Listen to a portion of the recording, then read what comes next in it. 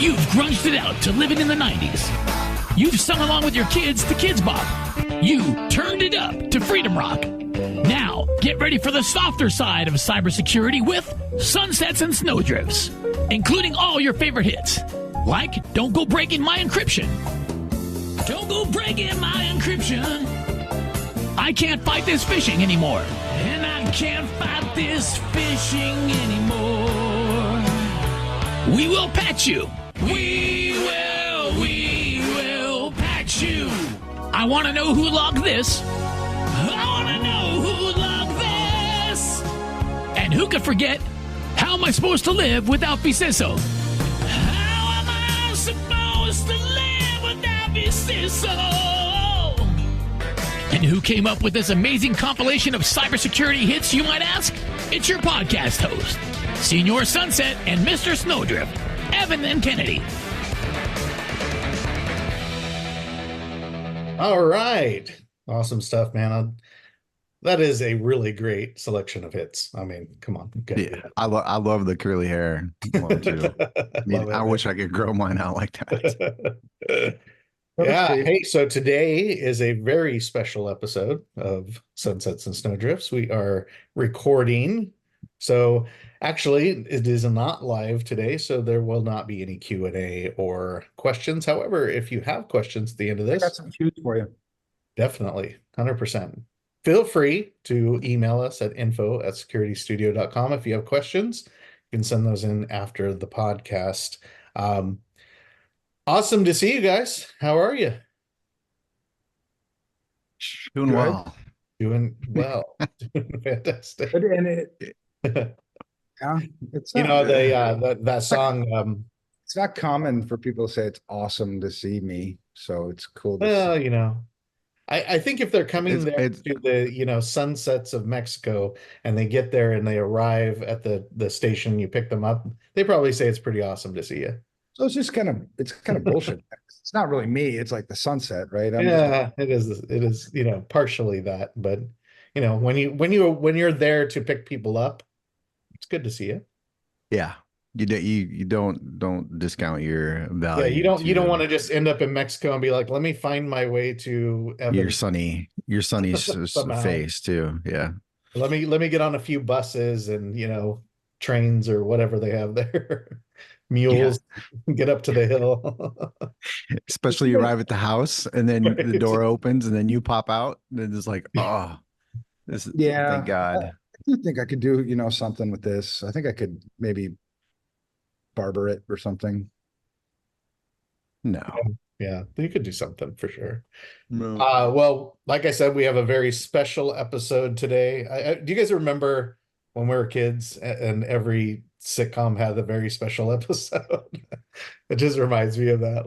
It's I don't know. Do you remember that? It was like the bully, like Evan looks like one of those bully episodes right now. It reminds me of that joke earlier with your hands. Get your hands up. Do you remember that joke as a kid? It was Chubby. My name's Chubby, and I ride on the back of my dad's motorcycle. And then you go like this. So we go really fast.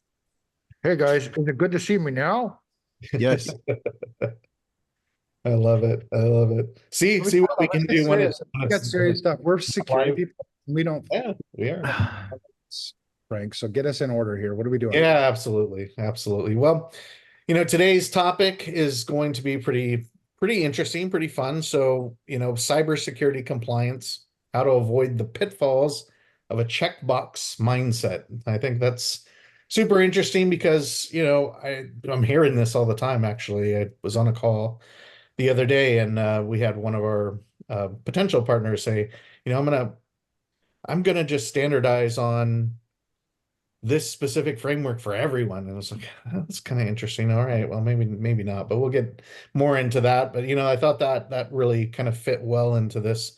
But with that, jumping into this, what's to you guys, what does compliance mean? What is that? What is compliance? Well, that's a great question. And that's a question I think a lot of people don't ask themselves, to be honest. I ask people, we're going so fast and things are, whatever, and we just assume that everybody knows what the hell this is. I mean, everybody knows what information security is, but then when I ask, you know, a 20, 30-year veteran, hey, give me your definition of information security, and then they give some definition. And it's typically, there's parts to it that fit with my definition, but it's not the same definition. And I think the same thing with compliance. I like to simplify everything. So to me, compliance is nothing more than doing what you've been told to do. That's it.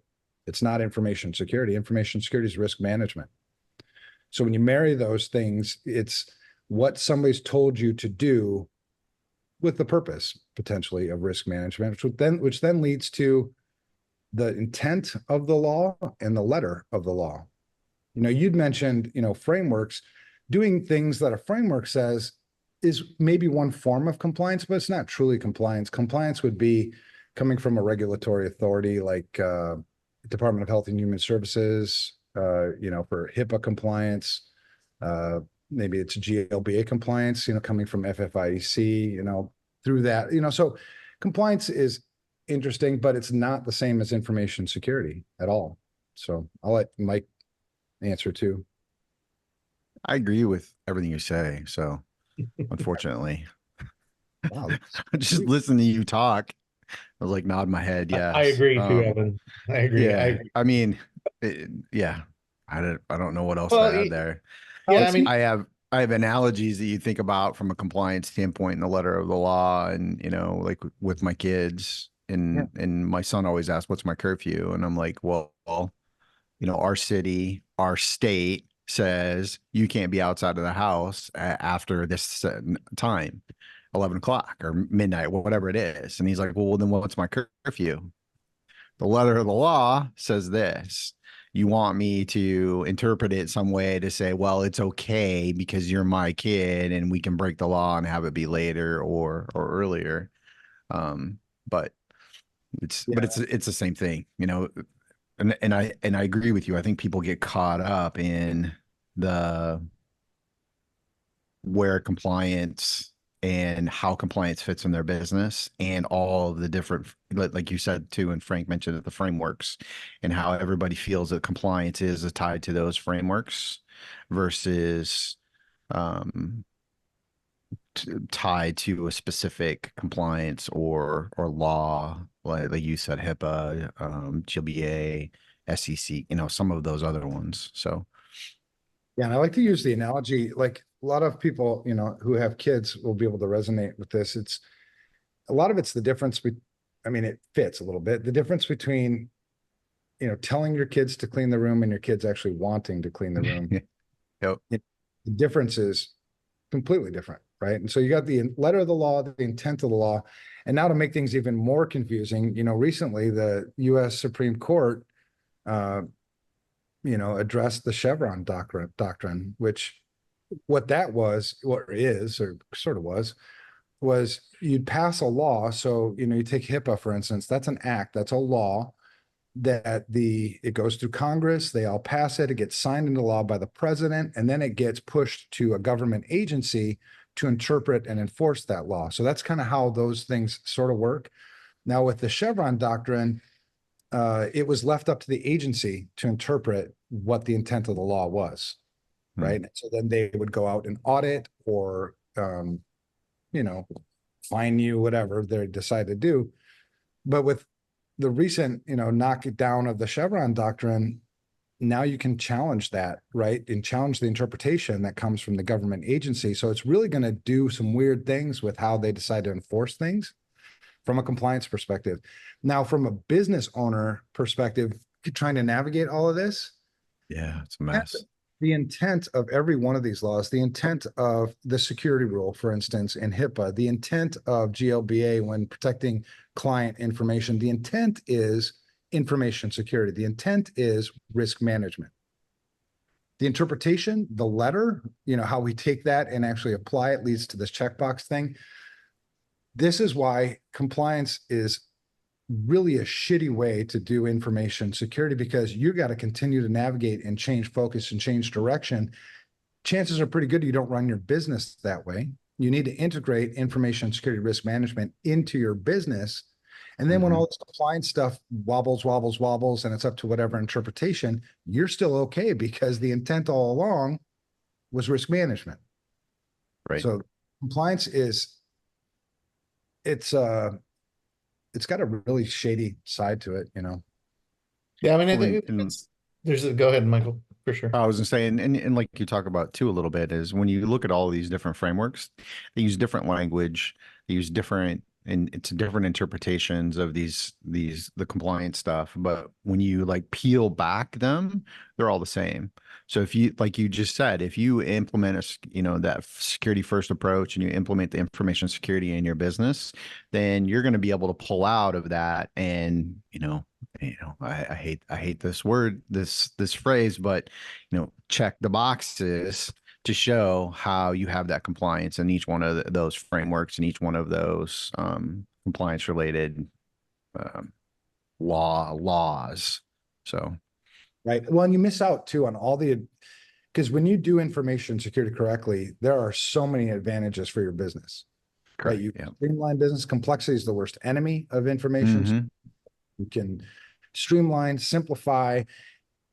And most people are like, no, you can't. Well, then you're not doing it right. Or whoever's consulting you hasn't been consulting you right, because there are so many advantages, competitive advantages for top line, and certainly efficiency advantages, simplification advantages for the bottom line. So whether you're interested in getting more sales or getting more profit, you can use security in both ways. When you do the compliance checklist piece, you miss out on all those advantages. You can't integrate it with the business to make more money. And then on the other side, there's still another side to this, because we like to overcome thing. Every time a new compliance initiative comes out, you'll see our industry, oh my God, we got a solution for this. And they go out pushing solutions to customers when it doesn't fit, right? They see this as a sales advantage. So the wolves put on their sheep's clothing and they're out ready for the hunt. We see this with CMMC all the time. Yeah. Yep. Agreed. CMMC. I get asked this all the time. I got asked this from a college professor yesterday. Well, do you guys address CMMC? I'm like, why would we? Well, she goes, well, it's a really important, true, it's important, but it only addresses about 7% of the private sector. It's only the private sector that does business with the Department of Defense, or, through a vendor who does business with the Department of Defense. It doesn't affect most people. So why would I ever go and sell somebody a CMMC compliance solution when it's a complete waste of money for them? Mm-hmm. That's what happens in the industry from people that don't know any better. Yeah, that makes sense.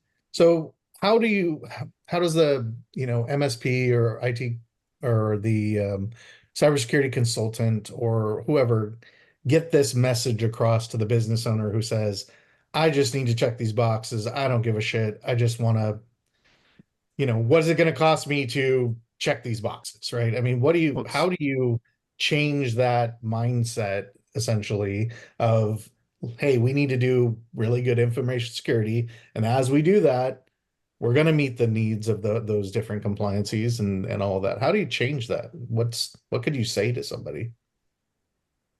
Well, for me, you always need three things. You need trust, credibility, and likability in order to resonate with that customer. So if you've brought this, to their attention, for one thing, I think a lot of people don't even say anything about it. Maybe they don't know enough about it. And so like, okay, well, yeah, we'll get you compliant, right away. And this is the price. And, you got to ask yourself, am I actually doing a good service for my customer? This is a service industry and you're not serving your customer well. If you're okay with that, then that's probably the route you're going to go anyway. But the other thing is to build, if you have the trust and the credibility and the likability with your customer, you can show them why yes, you need to be compliant, right? It's the law. You can't not do it, but let's do it the right way. So let's take information security, as not really necessarily larger, but maybe a slightly different focus. The focus is information security. It's risk management. And let's build compliance into that. So let's get you compliant with all these things, but let's not be so short-sighted that all we're going to do is check the box. We're going to check the box in the context of a larger, program, so that by the time we get there, we can just continue to expand and build it. That's probably the way. Yeah, I agree with you because we see a lot of that from the cyber liability insurance, and from that side too, customers want, MFA so they can check the box. And but then they don't understand where they put MFA or and we're seeing other things along those lines like conditional access, like firewall management, and to your point, it's having that relationship with them. And this is when you get this customer, or at least our belief is the same as when we get this customer, our goal is to build that relationship. This is a long-term conversation. Yes, we can help you check the box today, but that doesn't help your information security. These are the threats. These are what we need to plan for. This is how we need to kind of build this roadmap for your organization, because instead of having the mentality, we can put a project together, charge you 10, 20 grand to implement a couple of things for you to meet your compliance. I want to sit with you and say, okay, how do I get your business to beat your competitor across the street? What are they doing? And they're not looking at it as a checkbox to just get cyber liability insurance or a CMCC certification or whatever it takes. They're looking at it from more of a strategic standpoint, and they're, how do we make you around? How do we make you grow? That type of stuff. So at trust, credibility, likability, exactly what you said. Well, at the end of the day, right, most businesses are in business to make money. Yeah. So how can I leverage this to make the most money, not just now, but longer term? Correct. Yeah. And risk management is the way to do that, knowing that whatever compliance initiative there is, that was the intent anyway. So why leave all the interpretation? Because there are also many examples, and I think there's just a lot of, education needed for a lot of practitioners. Mm-hmm. Because many times when I've sat across from, an FDIC examiner and they've asked, going through the checklist, do you do this? No, we don't do that. And here's the risk justification for why we don't do that. Right. It would be stupid for the bank to spend $100,000 to check that box when we've addressed the risks in other ways. And depending on who your examiner is, okay, maybe they get it, right. But it's just stupid to force me to do something that's not in my best interest, that's not effective, in reducing or mitigating risk. You'll run into that too. Why would I waste $100,000 to check this damn box? Yeah, I went, the mentality of a CEO. So, or potentially, that same kind of CEO, like I need to get compliant as quickly and as inexpensively as possible, right? Check the boxes, right? Check. This check's going to cost you 10 grand. This check's going to cost you 100 grand. Whereas if you would have done the security thing, your assessment, roadmap, whatever, you saved $80,000-$90,000 by not checking some of those boxes because you already addressed the risk. Right. It's a stupid way to do it, honestly. Well, and you just talked a little bit about it with the examiners too. I've always seen. I'm trying not to pick on people. Fuck it. SOC 2. You see all of these SOC 2 compliance stuff, and it's like not a letter of the law, not understanding the risk associated with it. Like physical access controls. Are your walls the deck in your server room? No. Well, okay, fail. Well, no, you don't understand. It's secured access to the facility, only the, blah, blah, blah, blah, and mitigating that risk, reducing that risk. Because and I'm gonna pick on MFA, but MFA is the biggest culprit of this because people don't understand what MFA is. They don't understand what the ask is. Do you have MFA? Yeah, I do. I have a key fob and I have to press the button on my car to get in it. I have MFA. Okay. I check the box that I have MFA. It doesn't matter that I can, you have, wide open access to my email or my computer or whatever, but that mentality of, MFA on what? MFA on the portals, MFA on your email, MFA on your workstation. No, I don't know. Just do you have MFA? Yeah, that's some of the So problem, right? It doesn't go deep enough, right? doesn't So go the deep enough. box Don't is only one yeah, portion of what you should be looking at. correct. It doesn't go deep enough to understand all the things that go inside of Right. But thinking about risk. if you come with that security first approach, that focus on information security as a business, then you identify where is our risk as an organization, and then you can identify that phishing, BEC, credential compromise is the big risk.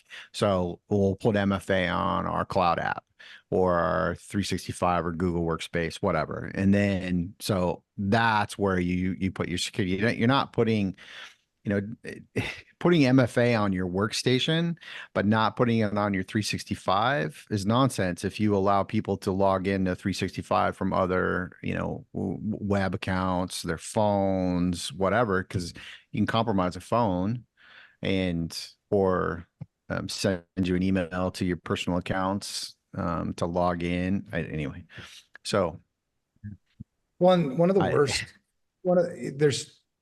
I would rather not spend any information security dollars than misspend information security dollars.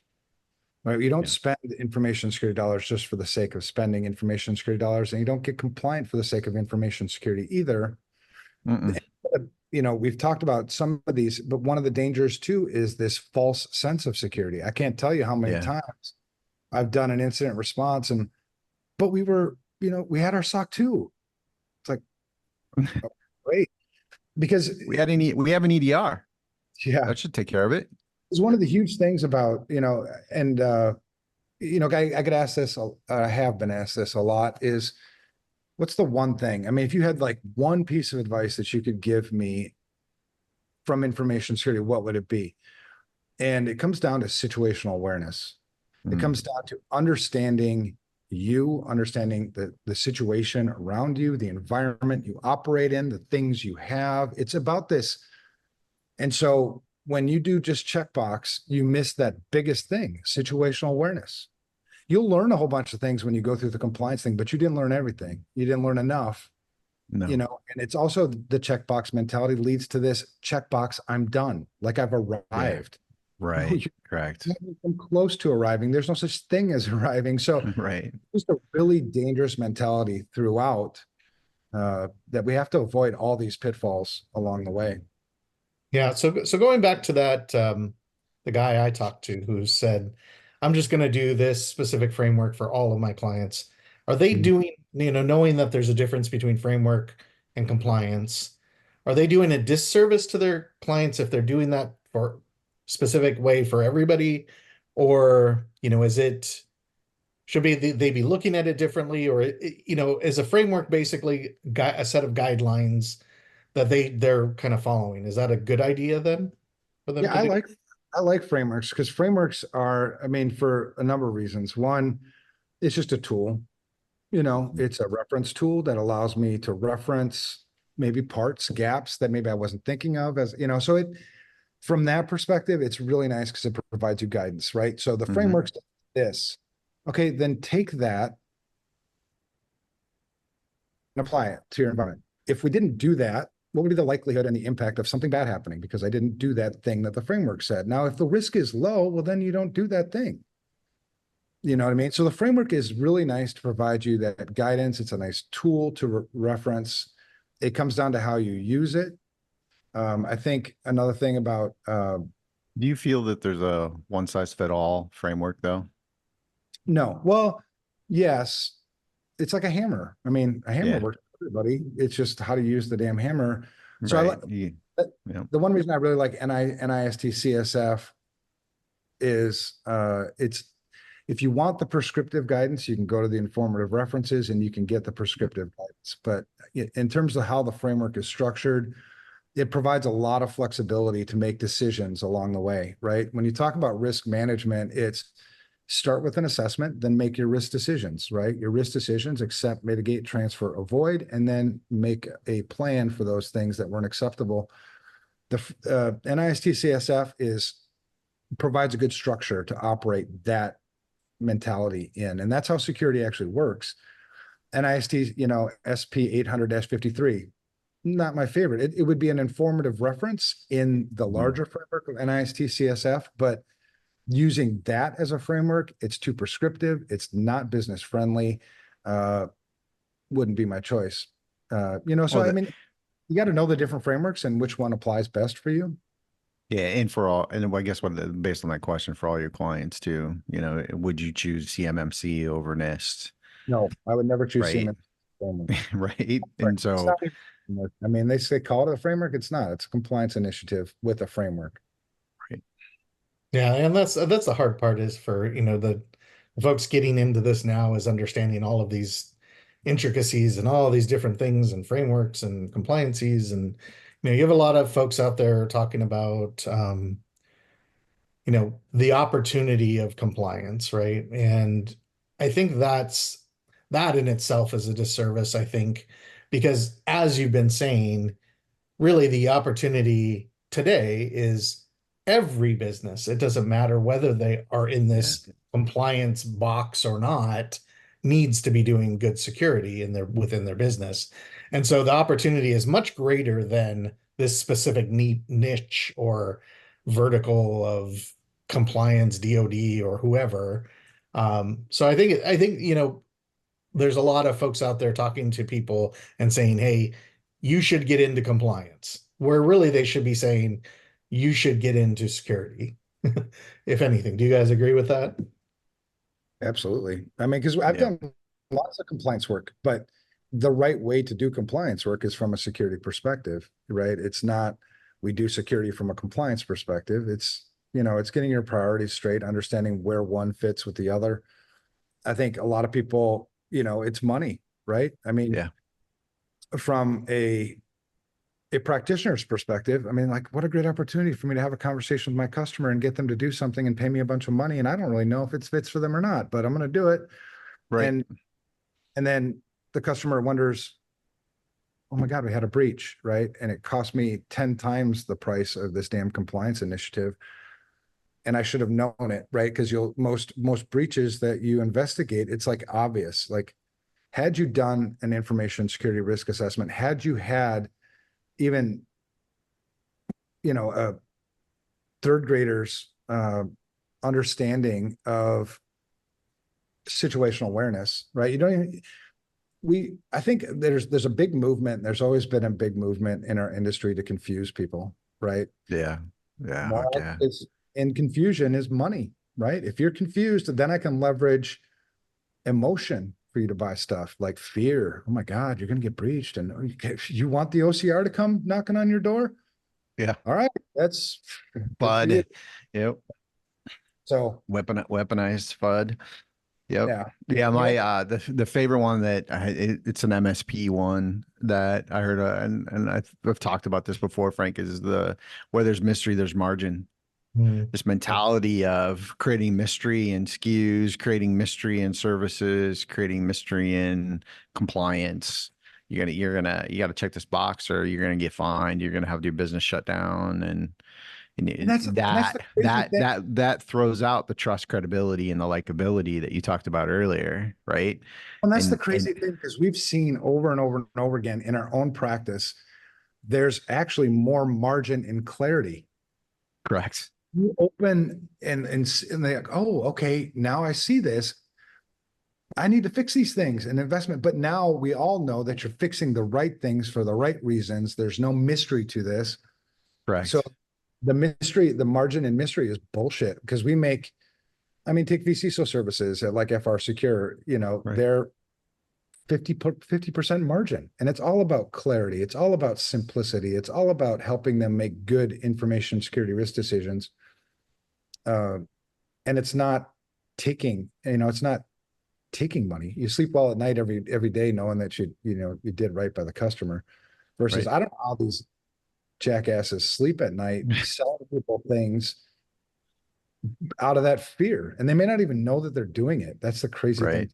So they're so ignorant about what security is, that they're ignorant about what it is they're selling, and ignorant about the damage that they're causing. It's like, man, Or, and if you are not ignorant about those things and you're still doing it, you're evil. Yeah. Yeah, I think you have Agreed. to truly believe in what you're providing to someone, right? Which is you're there to help them not get breached, not have issues, not have security problems, right? And if you can, from a sales perspective in your organization, if you can truly understand and believe that and know that that's what you're there for, that's a whole different conversation than you're having than selling these things that are, at the end of the day, high margin, whatever, right? And I think that's important because, um, we're all on this mission, right? Which is the end of the day to help businesses, really not have these issues, right? Right. Get caught How up much in. trouble does a doctor get into for prescribing a drug for the sense of prescribing a drug that actually kills somebody? Yeah. There's just so much lack of education, even within our own community, other security people. I guess the older you get, the more you're like, you get wisdom and experience over the years, but you see some of the advice that other security people are giving companies, and it's like, no, don't do that. Yeah. Think, Right. take it back a notch or two. Um, and the same thing is with compliance. It really irritated the shit out of me when, we learned that MSPs were pushing CMMC compliance so hard. Yeah. Universally, everybody needs to be CMMC compliant. It's like, these are small to mid-sized businesses. Why would I waste, $10,000, $20,000 on something that's going to provide no value? Right. Yeah. I think that speaks to Evan, and you might want to talk about this. Like, it always has stuck with me. Like you said at one point, why would you ever put yourself in a compliance box, or why would a business put themselves there, or why would an MSP put someone in that specific box, right?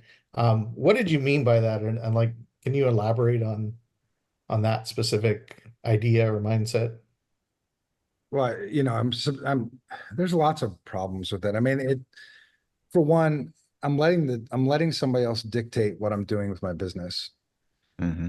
And I'm supposed to be the leader of the business. Leaders typically aren't looking for other people to tell them what to do all the time, right? You lead. And so we're taking the business here. Compliance is, we're going to dictate the direction of your business. So in some cases, really significantly cost a whole bunch of money. And we always got to be wondering, what value is this providing to the business and my direction and my vision for this business? If it doesn't fit, even in some cases, I think businesses, like take Department of Defense, CMMC stuff, right? So I'm running a business. I have a vision for this business, and it's to grow it this way and take it this, innovate, do whatever we're going to do. And now I need to be CMMC compliant, and it's going to take us a different direction. It's going to steal resources from what we were going to do to innovate and grow and whatever else, and we're going to have to put it over here. And in some cases, it makes sense. It doesn't even make sense to, maybe kill that business, meaning kill the Department of Defense business and go a different direction with your business. But compliance can put you in this box where you now have to operate. And if you've spent enough time, enough money, enough direction, the original vision you had for your business is no longer the vision. Now the vision for the business is, we're Department of Defense contractor, and that's all we do now. And we just sit in the box all the time. Yeah. It stifles innovation. Yeah, that makes a ton of sense. Michael, you mentioned it's like security first approach earlier. And where do you think that falls? Does that fall on the business owner, the IT department, the MSP, the IT cybersecurity consultant? Who should be informing who to bring that strategy to a business? Is that, I think it's where should that everybody. come from? It's everybody, but the accountable person is the CEO, because it's their business. But the consultants should come with a security first mindset. The internal team should come with a security mindset. The CEO should have a security mindset. The MSP should have a security mindset. They all should have that. But that responsibility accountability is the CEO to ensure that, to Evan's point, that, you know, they're not in a box focusing on something where it doesn't impact the business. And everybody should be listening to that CEO on where they want to take the business and what customers they are looking for, and how then the security and the security first projects, the implementation of stuff promotes that business growth and opportunity. And, you know, to go win one contract and go, you know, get CMMC certified to go win one contract, you know, you have to ask yourself, where's the cost benefit of that? How much are you going to invest in that? Are you going to get sucked into this? You only do DoD stuff because you have to rip out and purge all of your non-government, you know, customers, because you're not going to be able to do both because of the costs associated with it. Well, on top of the cost, right? Those are extremely long, like sales cycles, right? To try to get one of those deals to close, because you know, when you're dealing with you know, companies that are dealing with government and all of that stuff, it could be an extremely long process to get that actual sale done. So there's that side of things. And then I wouldn't even treat them like security first rather than compliance first. Yeah. Just different. Security. Yeah. No, we I think as a business leader, you have many risks we need to consider, right? You have compliance risk, security risk. So those are two different risks. You have financial risk, reputational risk, you know, lots of different risks. And so as much as possible, separate them out. They're two different things. Like there's integration between the two. Point. Right? Like there's integration between security and privacy, right? They're not different. I mean, they're different, but they're integrated, right? So they're just treat them like they're different things, right? So what are my security risks? If you don't know your security risks, well, that's a good opportunity for you to learn those things and get that situational awareness so you can make good security decisions. And compliance risk, what are our compliance risks? And then treat it like, all right, what would it cost for us to become compliant? But it's not security. You know what I mean? It's like, separate them out as much as you possibly can, because being CMMC compliant, that's completely legitimate. What's the compliance risk of not being CMC compliant? You know, CMMC. Right, yeah. And then you can play that game out. Information security, separate thing. If we, you know, that's the biggest frustration. It's not a rather than, it's not an either or, it's just different things. Yeah, it's really, looking at it from a different perspective of just doing that overall information security for a business. With all of that, how do we as an industry do a better job of then educating each one of those layers? Because it sounds like you have the CEO, you know, you have the MSPs, you have the cybersecurity consultants, you have, you know, all these different layers of folks that need to get educated on this exact mindset, right? Obviously, we're doing some of that on a podcast like this, but how do we do a better job of getting that information to the CEO, for instance, who, you know, probably is only asking the question because they heard a news story, right, of some big company who had a breach or something? Is there a way to do that? Is that even a thing? I mean, how do we do it?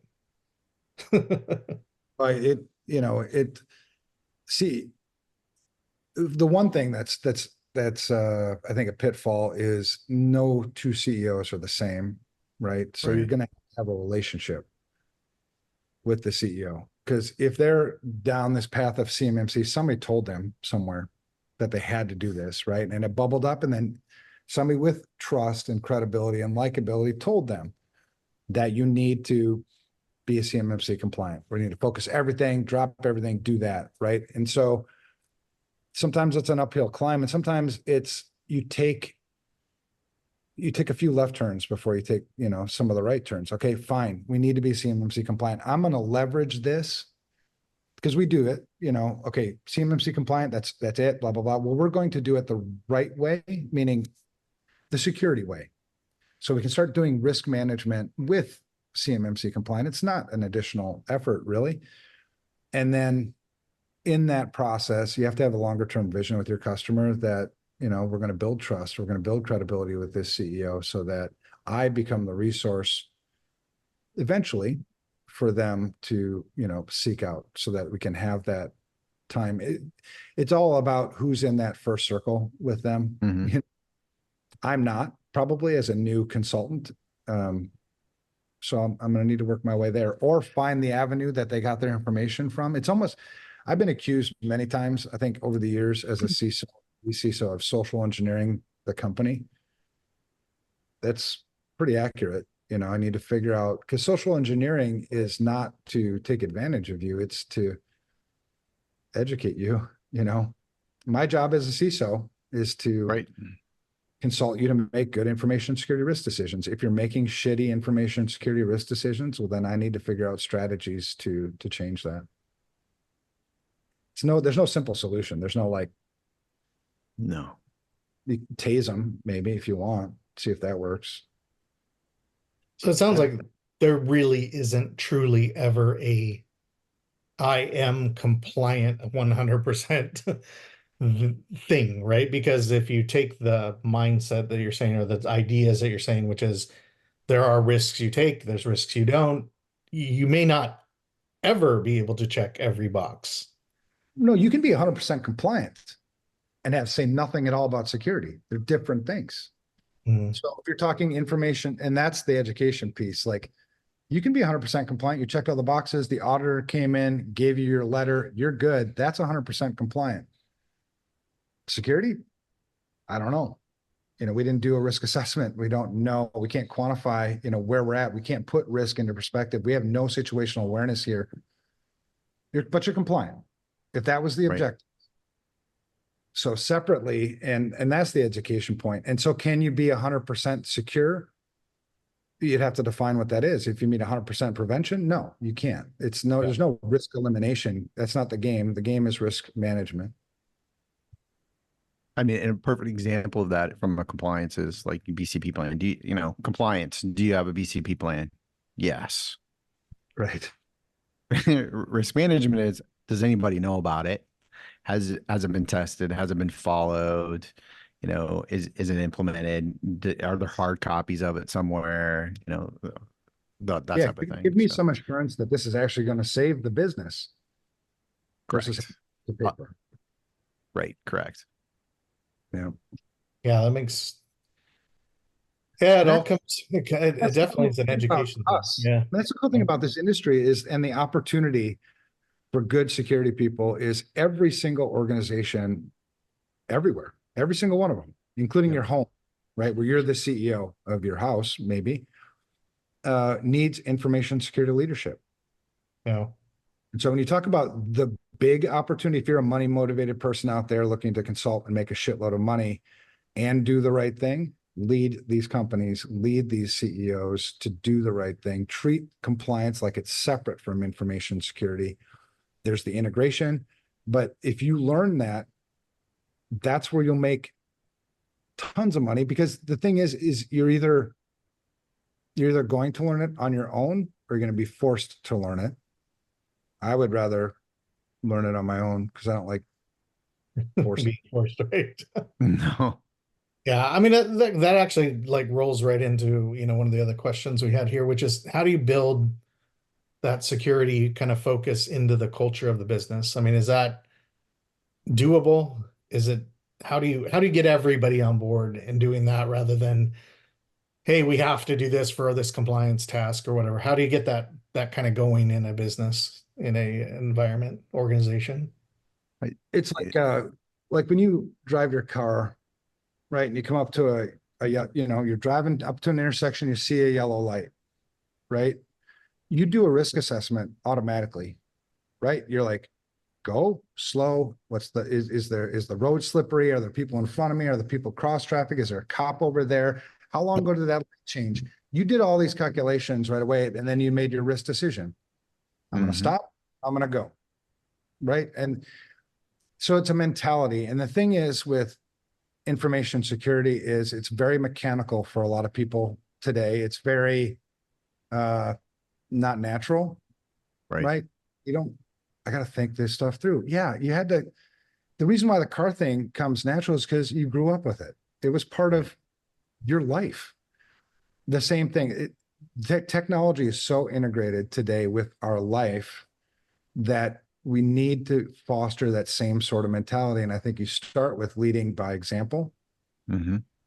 And it's not about not using technology, it's responsible use of technology, right? And so getting over that hump of the mechanical, uncomfortable shit it's going to bring to the business initially, maybe it shouldn't take it.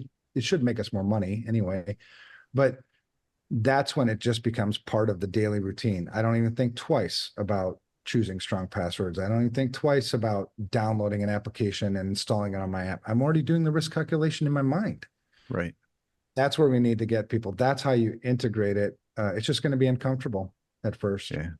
Well, that goes back to your comment earlier about the social engineering side for the good, is creating those conversations with people and the analogies of those conversations, and using bringing that all together so they get into that kind of that mentality, so they get comfortable with those strong passwords, they get comfortable using a password manager, so it's not this overwhelming,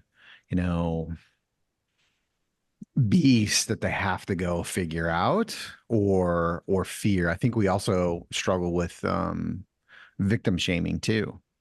And so when we get into that victim shaming, or we in that cycle and the stigma associated with it, then we have people that kind of want to stick their heads in the sand and just ignore. They get into the apathy side and they ignore it. It's not going to happen to me. It doesn't matter, because everybody comes with, fear, uncertainty, and doubt. Or when I do something or something happens, it's kind of, I get shamed, or I feel internal shame about it because. Right. I mean, who even wants to talk to most of us?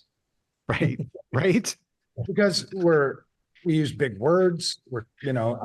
I've had so many times where CEOs, say like, well, I don't want to sound stupid. I'm like, you're not fucking stupid. No, you're CEO of a company. And it pisses me off that you asking me a question, you already start like feeling like you're stupid. No, this is nothing to do with intelligence. This is, Correct. and all the complexity, what every organization, everybody should be looking for is simplicity, understand the components, how these things fit together, breaking it down into something simpler that you can get your head around. That's the situational awareness I was talking about. Right. And then build from that. If there are things that you don't understand, find a resource where you can ask them and not feel like a dipshit for asking it. Right. Because there's a lot of things that I keep reading. I'm like, what the hell is that? Because we come up with new acronyms, these new stupid things like, and it's just the one that popped into my head. It's not stupid, but zero trust. Zero trust, some guy at Forrester said, well, we're going to give this the name Zero Trust and build this thing around it. It's like, how could you make that any more complicated, honestly? Because it's a foundational principle of information security since I started back in the early 90s. It's trust nothing, or it's default deny. Why don't I just build default deny into everything that I put into an environment? And then I'm pretty much zero trust. And when you say default deny, what are you talking about? I'm talking default deny from user accounts, processes, applications, zero trust everywhere. As opposed to, you read the NIST guidance and it's like, well, set up this server and set up this server to handle all the zero trusty things. It's like, why would I put more shit into my environment if I don't even understand what I'm using today? So I think your best consultants will be the ones that will be able to break it down, make it make sense to people. It's not my security program. It's not my company. So I need to help you understand what this is so that you can make good security decisions around it. That's it. So transparency, compliance, just add more shit to it. You're just adding another layer to the onion. Two things. Well, when you first asked the question a while ago, Frank, about how do we educate the CEO on what security is, the first thing that popped in my head is what you just talked about, Evan, is a common language. We can't having different terminologies, explanations for all these different things, because somebody pops up one day and decides, hey, this is going to sell, this is going to have a little bit better marketing slick on it than this one. You know, that's probably one of the bigger pieces. You know, if we could wave a magic wand and beat everybody, my first one would be that we use the same language all the time in this industry. The second thing, and you talked about it with the zero trust, is I read this article. This is a good point, because I read this article the other day, and a firewall company was talking about the letter N, day attacks. And I've never heard of that before. So do you know, Evan, what is an N day attack? Is that the same as a 0 day attack? Nonsense day attack. Nonsense day. I mean, so if anybody knows what an N day attack is, please email us so I can understand it. Because I read the article, I didn't understand where they were coming up with N day attacks, and then of course my ADD kicked in and I forgot all about it. So until just now, but assuming it's just like how we notate, you know, math problems. N is just substitute for whatever number you want to put in it. Oh, I see. Yeah, that makes sense. But yeah, it's just, let's just continue to make things more complicated, right? Because I can come up with a new name for something and it's new and it's exciting. And that's what people buy, right? They buy off emotion, you know, and we need to level the playing field, because good decisions are made when there's a balance between emotion and logic. So stop going emotion like this and bring it in. Yeah. Because you also don't want to be super logical, because then you're not going to take into account things like, you know, analog things like people's feelings and, you know. Yeah.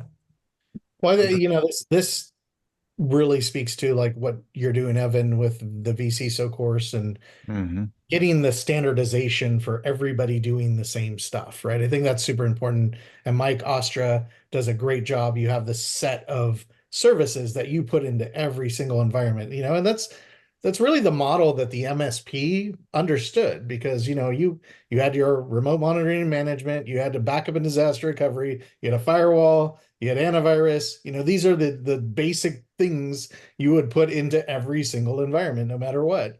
And I think speaking that language of standardization could help, you know, the CEO understand when everybody's talking the same, like, oh, you don't have that? Oh, well, that's something you absolutely should have, right? I mean, then you're creating that. So I think standardization in itself is a super important thing in security and in our industry, because everyone should be doing these basic pieces, right? And then, of course, you can add on from there.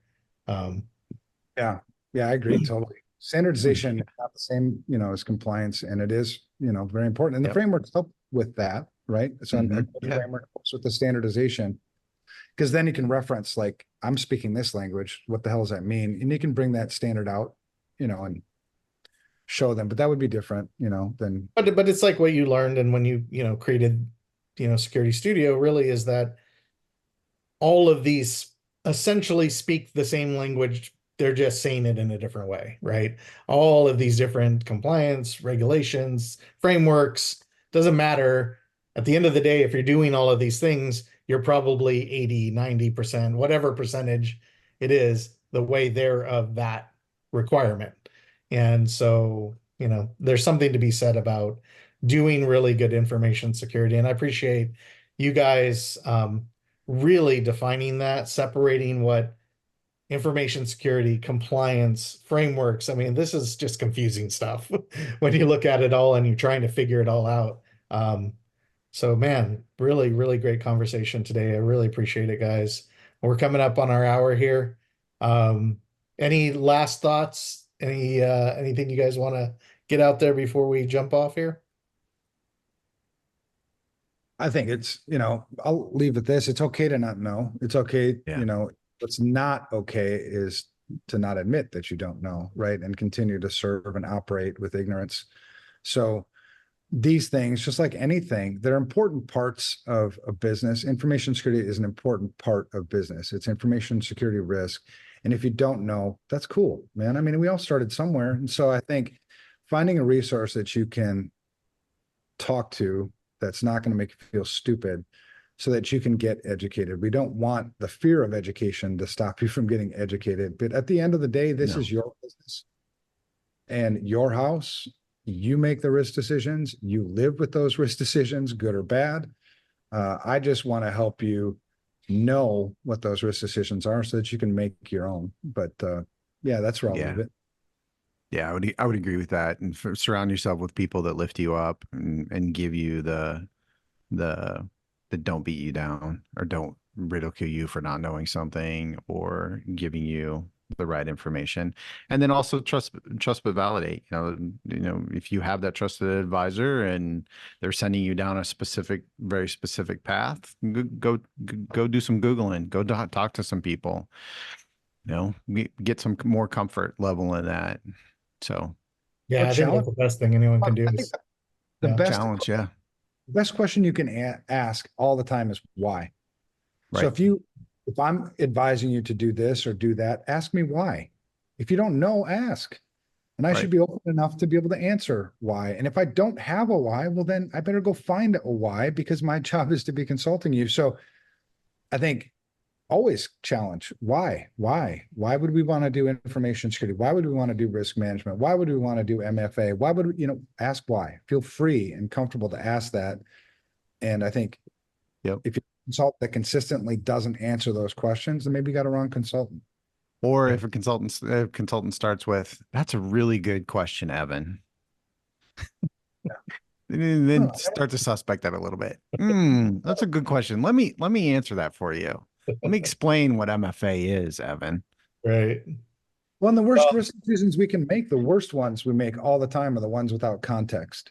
Correct. The best way to solve, you know, difficult problems is with multiple perspectives, right? So I have my perspective as the security guy. I need to take on the other perspectives from other parts of the business, and together we create a great solution. What's happening now is there's another perspective. It's this way. Right. And they might be leading you right off the damn cliff. Yep. Man, fantastic conversation, guys. Thank you, Evan. Thank you, Michael, so much for being here today. Thanks for everybody listening to the podcast. If you have any questions regarding compliance, anything that Ostra Cybersecurity or SecurityStudio can do for you, please feel free to email info@securitystudio.com. And I like your, let's do chubby face too. And chubby face. And if you can explain to me what an end day is, that would be great too. All right. Thanks, everyone. Have a great one. Take care. Chubby face. Bye. Yes.